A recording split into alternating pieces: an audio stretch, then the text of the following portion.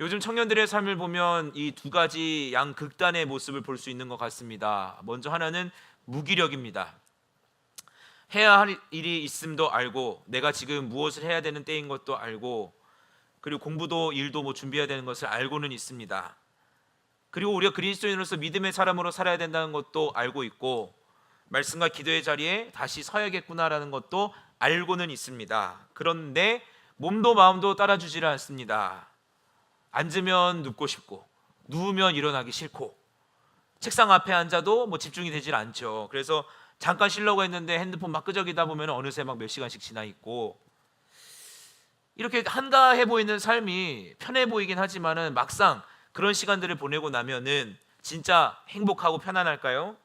그렇지 않죠. 오히려 더 불편하고 마음이 무겁습니다.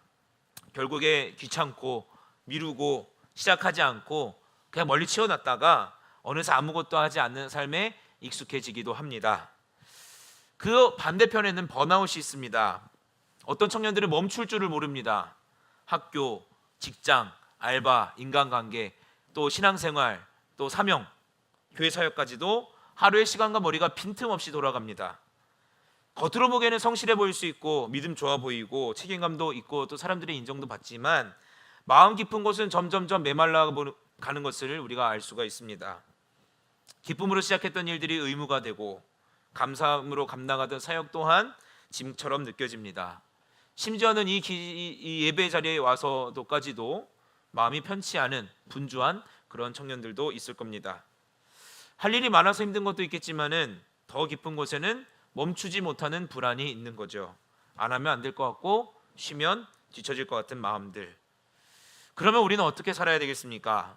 성경에서는 하나님 말씀은 무기력한 삶을 괜찮다고 말하지도 않고 동시에 자신을 끝없이 소진시키는 것 또한 믿음이라고 말씀하고 있지 않습니다. 성경은요, 하나님 안에서의 성실한 삶을 가르치고 하나님 안에서의 참된 안식을 말씀해 주고 있습니다. 오늘 말씀의 제목처럼 때로는 우리가 최선을 다해서 일해야 되고 때로는 우리가 최선을 다해서 쉬어야 됩니다. 오늘은 성경이 말하는 일과 쉼이 무엇인지를 살펴보면서 은혜를 나누고자 합니다. 첫 번째로 우리가 최선을 다해서 일해야 됩니다. 오늘 첫 본문에서 바울은요, 무슨 일을 하든지 마음을 다해 죽게 하듯 하라라고 말씀하고 권면하고 있습니다. 이 말씀을 이해하려면 먼저 성경이 말하는 일, 노동이 무엇인지에 대해서 우리가 한번 살펴봐야겠는데, 성경의 첫 대목에 가면 창세기가 있죠. 창세기에 하나님의 태초에 세상을 만드시고 인류의 첫 시작을 보여줌과 동시에 노동의 시작도 우리가 알 수가 있습니다. 창세기 2장 15절 말씀을 보면 여호와 하나님이 그 사람을 이끌어 에덴 동산에 두어 그것을 경작하며 지키게 하셨다라고 말씀하십니다. 하나님이 사람을 에덴 동산에 두셨고 그 동산을 경작하면서 지키게 하셨습니다. 자, 이 말씀할 때 하실 때는 아담이 죄를 짓기 전이죠. 이후에 3장 가서 보면은 아담과 하와가 하나님께 죄를 범함으로 말미암아서 땅이 저주를 받고 사람이 땀을 흘려야만 먹을 것을 얻게 됐습니다. 사실 하나님이 말씀하시고 명령하신 노동은 타락 전에부터 있었던 겁니다. 하나님은요, 인간을 아무것도 하지 않는 존재로 부르지 않으셨습니다. 에덴을 다스리고 돌보시도록 맡기셨죠. 그래서 우리가 하나님의 형상으로 지음받은 자로서 하나님이 보내신 자리에서 하나님 맡기신 일들은 창조의 질서 안에서 인간이 감당해야 될 신성한 책임입니다. 우리는 그저 가만히 있고 그냥 어디 산에 올라가서 돌을 닦고 수영하는 그런 존재가 아니라는 거죠. 성실하게 일해야 되는 존재입니다. 이것이 먼저 우리가 살펴본 일과 노동에 대한 성경적인 가치입니다. 그러나 우리의 습성이 죄성이 있기 때문에 이 성실하게 일해야 될 책임이 있음에도 불구하고 점점점 인간이 게을러집니다. 게으름이라는 것은 성경적 가치와도 반대된 모습입니다. 물론 모든 무기력함을 우리의 게으름이라고 단정 지을 수는 없습니다. 때로는 어떤 분들은 실패 아니면 깊은 상처로 인해서 탈진 때문에도 힘을 잃기도 합니다만 우리는 하나님 앞에서 정직하게 나를 돌아봐야 됩니다. 내 일상을 보면서 정말 내가 회복이 필요한 그런 지침 가운데 있는 삶인지 아니면 내가 해야 될 일을 마땅히 하지 않고 그저 책임을 회피하고 있는 게으름에 빠져 있는 것인지, 맡겨주신 일을 피하고 오늘의 순종을 내일로 미루고 삶을 방치해 놓는 그런 게으름은 결코 하나님이 가만두시지 않고 가볍게 여기질 수 없는 것이라는 것입니다. 사도 바울도요, 무질서하게 행하고 일하지 않는 사람들에게 강하게 권면했습니다. 데살로니가전서 3장 말씀을 보면 누구든지 일하기 싫어하거든 먹지도 말게 하라라고 강력히 권면하고 있어요. 이것은 가난하거나 연약한 사람들을 정죄하는 말씀이 아니었습니다. 공동체 안에서 해야 될 책임을 피하고 그저 남의 수고에 기대어서 사는 이 묻혀가는 사람들만을 무책임한 삶을 경고하는 말씀이었던 거죠. 성경은 분명히 우리에게 은혜를 말합니다. 또 자유를 말합니다. 또 우리가 그럴 수 있는 거 아니냐라고 생각할 수 있습니다만 은혜는 게으름을 정당화하지 않습니다. 오히려 하나님의 은혜를 받고 누리는 사람은요, 그 은혜 앞에서 내 일상과 내 삶을 정직하게 돌아볼 수 있어야 한다는 거죠. 내가 정말 책임감 있게 최선을 다해서 살아가고 있는지, 아니면 내가 맡겨주신 일들을 그저 게으르게 내 마음대로 살고 있는지. 그런데 진정 하나님의 은혜를 깨달은 사람은 게으를래야 게으를 수가 없습니다. 사랑하는 여러분, 하나님 만드신 세상 안에서, 그리고 지금도 일하시는 하나님께서 우리를 보내신 그곳에서 내가 해야 될 일들을 맡기셨고 최선을 다해서 성실하게 그 일을 감당하기를 원하십니다. 그러면 여러분에게, 또 저에게 하나님께서 맡겨주신 에덴은 어떤 곳입니까?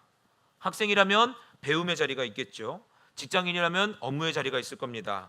또 취업을 준비하는 분들이라면 준비해야 될 자리가 있고, 또 가정에서도 가정 안에서 해야 될 책임도 있죠. 인간관계 안에서도 해야 될 책임들이 있습니다. 사랑하고 책임져야 될 사람이 있고, 또 교회 안에서는 섬김의 자리가 있죠. 나를 보내신 그곳이 내가 원해서 있는 곳이 아니라고 할지라도 하나님이 보내셨다라는 그런 책임감으로, 거룩한 부담감으로, 그리고 다른 사람들이 알아주지 못할지라도 하나님은 지금 나를 보내신 그곳 그 삶의 자리에서 먼저 성실하게 최선을 다해 본분을 다하기를 원하시는 줄로 믿습니다. 하나님의 법칙이 어떤 모습이었습니까? 하나님이 사람을 쓰시는 법칙, 작은 일에 충성하는 사람들을 하나님께서 뽑아서 세우셨잖아요. 광야에서 양을 치고 있던 모세를 돌보셨고 부르셨고, 또 들판에서 양을 돌보고 있던 다윗을요 왕으로 기름 부어 세우셨습니다. 요셉은요 감옥에 가서도까지 맡겨진 일들을 최선을 다해서 감당했고요, 다니엘은 포로 신세임에도 불구하고 뜻을 정하고 그저 자신에게 맡겨진 일에 충성했습니다. 하나님이 빚어가시는 사람은 저절로 만들어지는 게 아닙니다. 또 하나님이 인정하시는 사람은 큰 일만 감당하는 게 아닙니다. 나에게 그저 허락하시는 그 시간 1분 1초 안에서, 나를 보내신 그곳에서 하나님이 나를 빚어가시고 다듬어 가십니다. 그것이 비록 작은 일일지라도, 또 내가 생각해 초라해 보이는 일일지라도 그것을 통하여서 하나님께서 나를 빚어가시고 만들어 가십니다. 그러므로 최선을 다해서, 정성을 다해, 마음을 다해서 성실하게 최선을 다해 일하시기를 바랍니다. 오늘 본문 말씀 골로새서 말씀을 다시 한번 주목해 봅시다. 무슨 일을 하든지 마음을 다하여 주께 하듯 하고 사람에게 하지 말라라고 말씀하셨습니다. 단순히 일을 열심히 하라는 말만이 아닙니다. 우리는 사람 앞에서 사는 존재가 아니라, 하나님이 우리의 일상을 내버려 두신 것이 아니라 우리는 하나님 앞에서 사는 존재라는 것입니다. 하나님은 이곳에만 계신 것이 아니라, 우리가 기도할 때만 우리 옆에 함께 계시는 것이 아니라 우리의 일상, 정말 지극히 평범해 보이고 이 시간까지도 하나님이 계실까 하는 그 순간까지도 하나님이 우리의 일상을 주목하고 계시다는 겁니다. 그래서 우리는 하나님 앞에서 살아가는 겁니다. 그래서 우리가 일 가운데에서 해야 될 그 본분 가운데서 생각해 봐야 될 것이, 나는 지금 누구 앞에서 일을 하고 있는 건가? 누구의 인정을 구하고 있는 것인가? 내 만족을 위해서 일하고 있는 건가? 그리고 이 일을 통해서 내가 하나님을 더 사랑하고자 하고 있는가? 이것을 묻고 하나님의 뜻을 구하는 삶이 우리 그리스도인들의 일이고 노동이 되어야 됩니다. 때로 사람들은요, 누가 볼 때만 열심히 일하고 인정받으려고만 하고, 또 보지 않을 때는 대충 일하죠. 작은 일은 그냥 함부로 여기고, 또 굳은 일은 피하려고 합니다. 또 내가 있는 그 환경에 있는 사람들이 불성실하고 그 환경이 뭔가 불공정하다고 해서 나도 똑같이 그렇게 살아가려고 하죠. 이건요 주님과 상관없는 모습이라는 거죠. 여러분, 공부하는 때라도 하나님 앞에서 한다고 생각해 보십시오. 그저 성적과 성공과 내 성취만을 위해서 일하는, 공부하는 것이 아니라 사람들과 비교하면서 그냥 내 만족을 위해서 공부하는 것이 아니라 하나님께서 주신 이 시간과 나에게 허락하신 이 지성을 하나님 앞에서 선하게 사용한다는 마음으로 최선을 다해 공부하십시오. 또 직장에서 일을 하십니까? 하나님을 의식하면서 하십시오. 그냥 먹고 사는 거 급급해서 월급 받기 위해서 살아가는 그런 일하는 것이 아니라, 그래서 내 일이 짐이 되는 것이 아니라 그 자리에서 하나님께서 만나게 하시는 그 사람들, 하나님이 하게 하시는 그 일을 통하여서 하나님의 영광을 드러내려 하고 빛과 소금으로 살아가려는, 그 섬김과 사랑을 실천하려는 모습으로 살아간다면 그 일의 현장이 우리의 믿음의 현장이 될 겁니다. 취업을 준비해도 하나님 안에 거하십시오. 기도하면서 하나님이 주시는 지혜로 말미암아서, 또 하나님이 주시는 용기로 말미암아서, 하나님이 주시는 평안으로 말미암아서 끝없이 도전하고 끝없이 최선을 다해 보십시오. 여러분, 하나님께서 우리에게 원하시는 일상과 삶은 결코 명예도 아니고 성공도 아니고 부도 아닙니다. 바로 주님 앞에서 하루하루 신실하게 살아가는 것인 줄로 믿습니다. 그래서 저와 여러분에게 맡겨주신 삶의 자리, 또 그 역할 가운데에 성실하게, 그리고 하나님 앞에서 주님께 하듯이 최선을 다하는 저와 여러분이 되기를 간절히 소망합니다. 두 번째로, 또한 우리는 최선을 다해서 쉬어야 됩니다. 그렇다고 해서 뭐 하던 일 다 때려치고 쉬라는 게 아니라, 우리가 주님께 하듯이 최선을 다해서 일하기 위해서 필요한 것은 주님 안에서의 쉼입니다. 멈출 줄 모르고 폭주기관차처럼 일하는 것은 결국에 나를 망가뜨립니다. 그러나 때로 우리가 가질 수 있는 하나님 안에서의 쉼은, 하나님을 신뢰하는 쉼은 나를 다시 일하게 하는 원동력이 됩니다. 자, 창조의 때로 돌아가서 하나님이 세상을 창조하시고 일곱째 날에 안식하셨죠. 그건 하나님이 피곤하셔서도 아니고 무능하셔서도 아닙니다. 멈추신 게 아니라 바로 창조를 완성하시기 위해서 안식의 시간을 허락하셨습니다. 세상이 하나님의 손 안에서 질서 있게 세워졌음을 보여주는 동시에 또 우리 피조물 또한 누릴 수 있는 복을 보여주신 거죠. 그래서 하나님이 말씀하셨던 십계명, 지키라고 말씀하신 그 말씀에서도 엿새 동안은 힘써 내 모든 일을 하되 일곱째 날은 안식일로 기억하여서 거룩하게 지키라라고 말씀하셨습니다. 물론 그건 구약 시대에 또 지금 유대인들이 안식일을 토요일로 요일을 정해서 지킵니다만, 우리는 안식일 다음 날을 주일로 정해서 전통적으로 지키고 있죠. 당시에 십계명이 주어지던 당시에 이스라엘 백성들은 노예로 살아갔습니다. 노예처럼 살았죠, 애굽에서. 그리고 그 노예 생활에서 하나님이 건져 주셨습니다.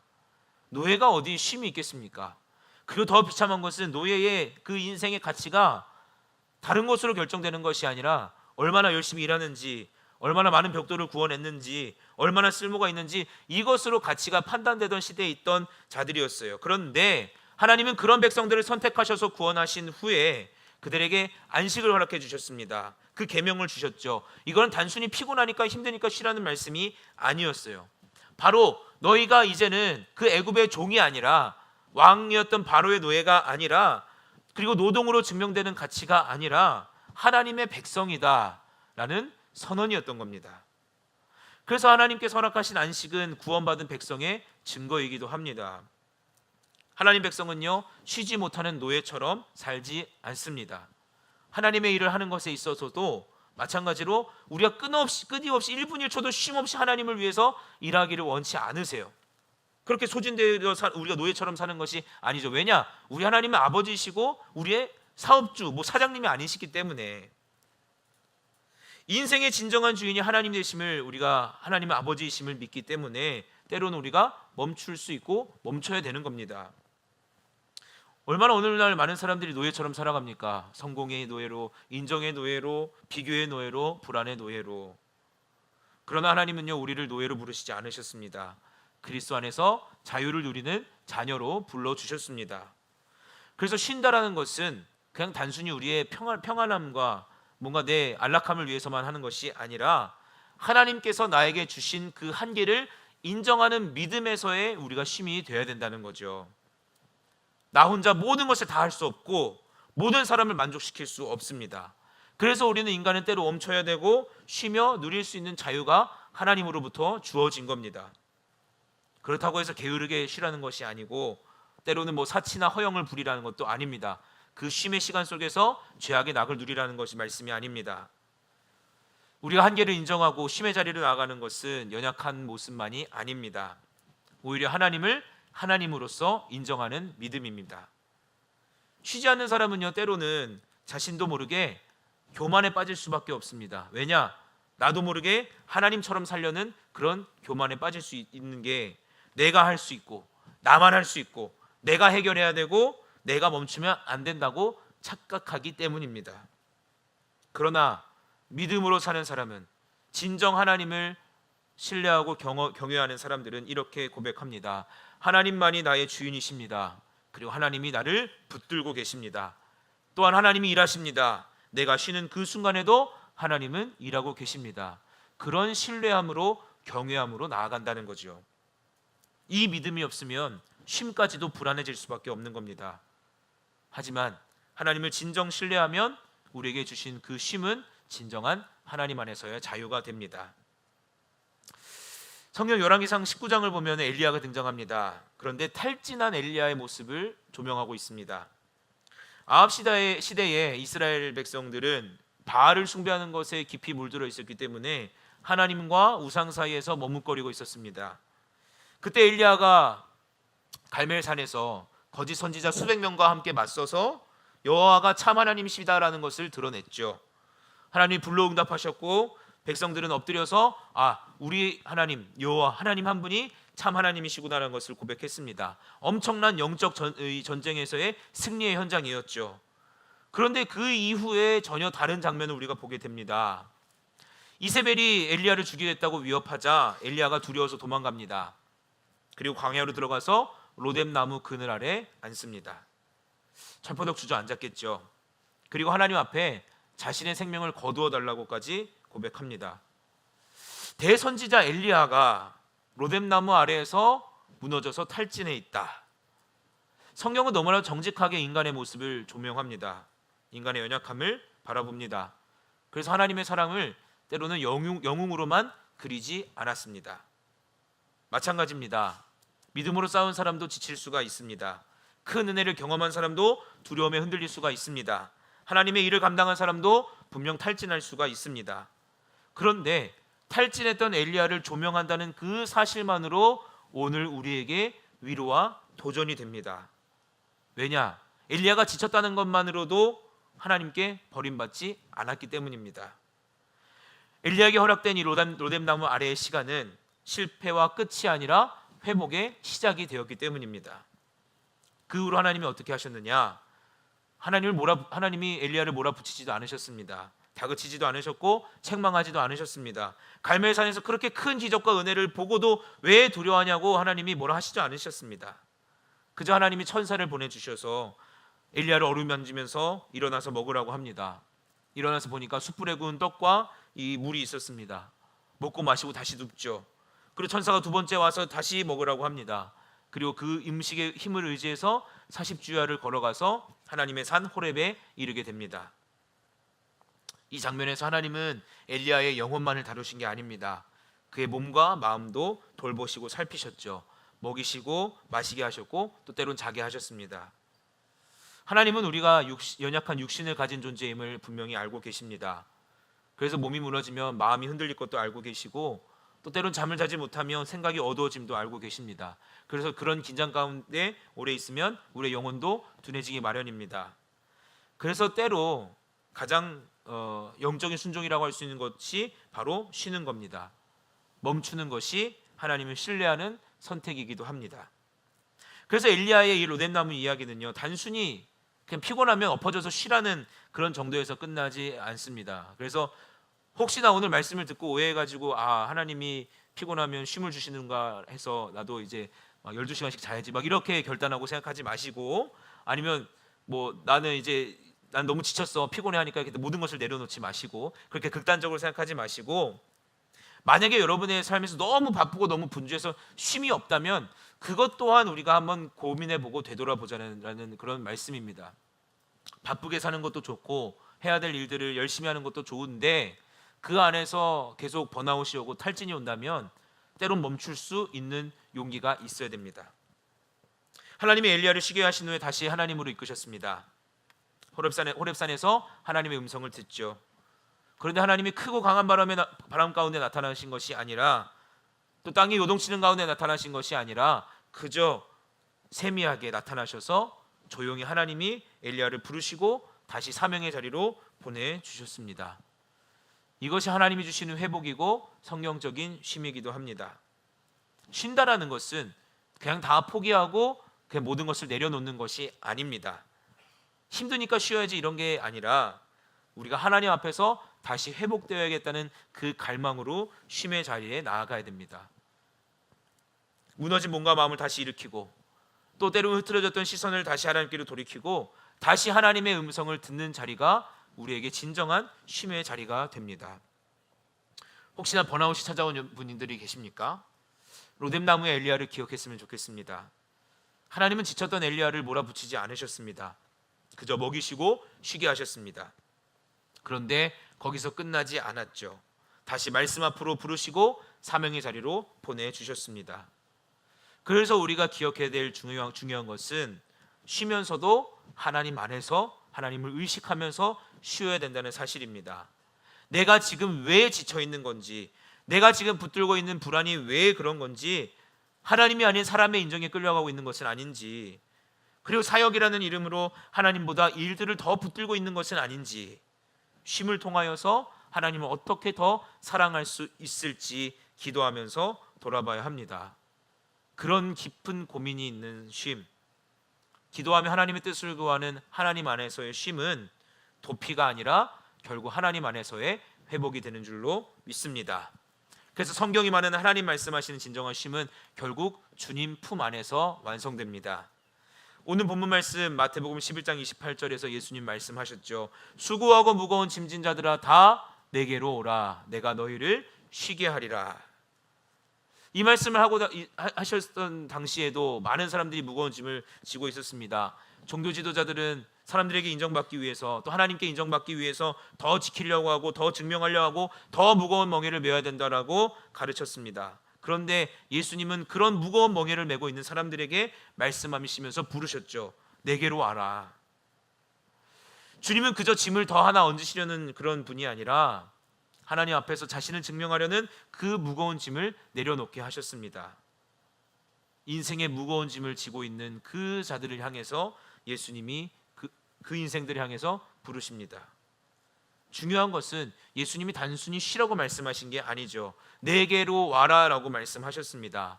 그래서 참된 쉼은 장소나 상황보다 먼저 예수님께 나아가는 데 있다라는 사실입니다. 잠을 자는 것도 중요하고 여행도 필요합니다. 좋은 사람을 만나는 것도 필요하고 취미도 중요하고 조용한 시간도 도움이 됩니다.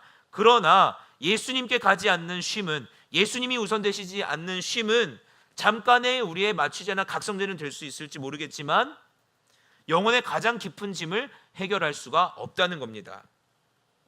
예수님이 이어서 말씀하시죠. 나는 마음이 온유하고 겸손하니 나의 멍에를 메고 내게 배우라. 그리하면 너희 마음이 쉼을 얻으리니 라고 말씀하셨습니다. 예수님은 우리에게 모든 멍에를 다 내려놓으라고 하신 게 아닙니다. 예수님의 멍에를 메라고 하시죠. 세상의 멍에, 죄의 멍에를 다 벗고 이제는 예수님의 멍에를 메라고 말씀하셨습니다. 짐을 지면, 멍에를 지면 우리가 무겁고 힘들고 버거울 것 같지만 우리 주님이 지어주시는 멍에는 결코 그렇지가 않습니다. 내가 그동안 혼자 짊어지고 있던 짐은 우리 주님과 함께 짊어지는 것이기 때문입니다. 그럴 때 우리가 참된 안식을 얻고 다시 일어설 힘을 얻고 다시 맡겨진 자리로 나아갈 힘을 얻게 되는 겁니다. 예수 그리스도의 그 은혜를 기억하십시오. 하나님은 우리 죄로 무너졌던 우리를 내버려 두지 않으셨습니다. 아들을 보내주셨고 겸손히 낮아지셨고 우리의 죄를 담당하시고 십자가에 달려 죽으셨습니다. 구원은 그저 대충 이루어진 것이 아니라 하나님은 우리를 살리시기 위해서 열심히 일하셨습니다. 그 일하심은 사랑의 열심이었죠. 그러므로 이 은혜를 기억하는 사람, 그 십자가의 사랑을 진정 아는 사람은 결코 삶을 함부로 낭비할 수 없습니다. 나를 위해서 자기 생명을 주신 주님 앞에서 오늘의 시간을 가볍게 여길 수가 없습니다. 그 시간이 일하는 시간이든 쉬는 시간이든 예수님과 또 우리 하나님과 결코 상관없는 시간을 보낼 수가 없다는 말씀입니다.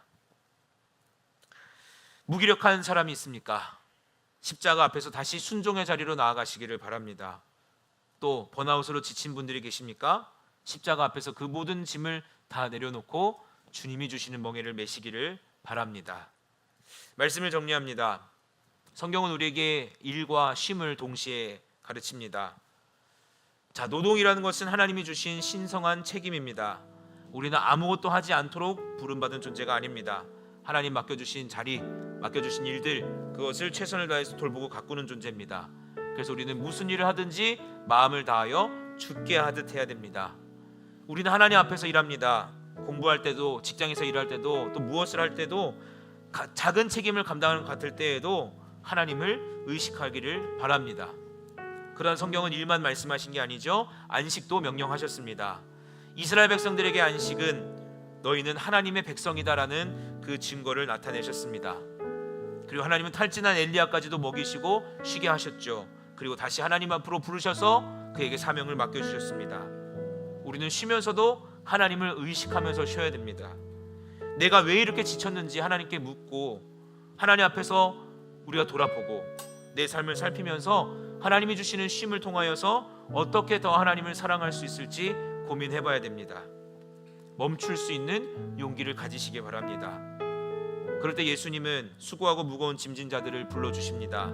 참된 쉼은 우리 주님께 나아갈 때 주어집니다. 그러므로 여러분, 최선을 다해 일하시고 최선을 다해 쉬십시오.